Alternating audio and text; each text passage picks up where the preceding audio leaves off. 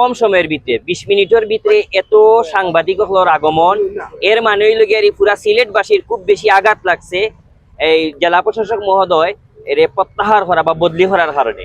এই জেলা প্রশাসক মহোদয়ে নতুনত্বর একটা আবির্ভাব ঘটাইছিল সিলেট বিভিন্নভাবে, যেমন জেলা প্রশাসকের প্রত্যেকটা এই কাজ উদ্যোগ এবং প্রত্যেকটা সিদ্ধান্ত আছিল যুগোপযোগী এবং জনগণের কল্যাণের লক্ষ্যে। এইরকম মানুষরে আমরা দেশে বিভিন্ন সময় দেখি। অতীতে আপনারা দেখছেন যে একজন পুলিশের আইজিপির মেয়াদ গেছে কি, এরপরেও চুক্তি ভিত্তিতে রাখা হয় না, সেনে রাখা হয় তানরে দরকার আছে দেখিয়া। কিন্তু এই ডিসি মহোদয় সিলেটের মানুষে মনে করা, সিলেটের মানুষের প্রাণর দাবি যেগুলা এইগুলা তান বাস্তবায়ন করা, তানরে যদি আরো 3 বছর এক্সট্রা রাখা হইতো এরপরেও সিলেটবাসী খুশি থাকলো অনেক। তা না করিয়া মেয়াদর আগেও তানরে সরানিওর, এর মাধ্যমে বুঝানিওর যে আগামীতে আমরা সব সময় পরাজয় স্বীকার করা লাগবো দুর্নীতিবাজ এবং খারাপ মানুষের বিরুদ্ধে। তারার কাছে পরাজিত স্বীকার করা লাগবো কারণে যে কোনো মানুষের যদি নতুন কোনো উদ্যোগ নেই, আজকে যারা সাংবাদিক সমাজ আছেন আপনারা সমাজের অনেক জটিল সমস্যা তুলিয়া ধরেন, এখন যদি আপনারা কেউ মারিলায় এটার যদি বিচার না হয় তা আগামীতে সাহস করবা না। ঠিক তেমনি ভাবে আজকে ডিসি সারওয়াল আলম মহোদয়ের হরানি মানে বদলি করা মানে একটা নতুনত্বরে হত্যা করার সমান। আমরা সিলেটবাসী এটা মানিয়া নেই না, প্রতিবাদ করি, প্রতিবাদ জানাই এবং এইরকম যারা কাজ জড়িত তারার যে হাত লম্বা এটাও বিশ্বাস করি না আমরা। কারণ এর প্রমাণ হইল গিয়ে প্রত্যেক এই প্রচুর বৃষ্টি, কি পরিমাণের বৃষ্টি দের অন্ধকার এই মুহূর্তে সারা সিলেট, এই মুহূর্তে মানুষের স্বতঃস্ফূর্ত সারা দিছইন, সাংবাদিক সমাজ সহ মিডিয়া প্রত্যেকটা মানুষের সারা দিছইন। এতে বোঝা যায় এইরকম ডিসি সিলেট দরকার আছে।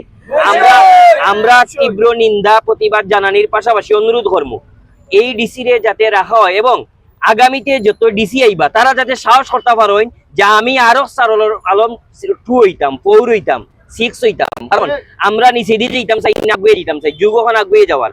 আজকে আমরাও আতঙ্কিত, মনে করুক আমরা কোনো না কোনো ভাবে যদি জনপ্রতিনিধি হই তার মানে ডর থাকবো ঢাকা থেকে যদি আমার একটা প্রত্যাহার করিলায় আমার স্বার্থে, আমরা স্বার্থে, সাংবাদিকতার স্বার্থে, নতুন মেধা প্রতিভার স্বার্থে আমরা প্রতিবাদ করতে হইব।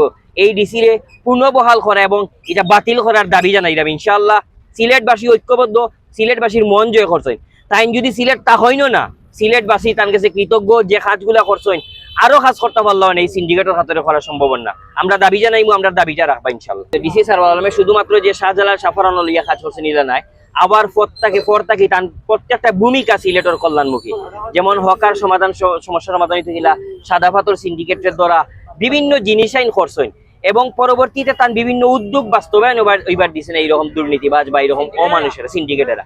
আমরা মনে করি যে শাহজালাল মাজার লইয়া নতুন এটা আপনি ধোকা সৌদি আরব মানুষে আটা লাগেন না, লিফটে আটাইয়া লইয়া যায়, টেকাটা খেয়ে দেয় জনগণে। সুতরাং দরগার যে টেকাও আয় বিভিন্ন মন্ত্রণালয়ের অত বাজেট হয় না দরগার যে টেকায়।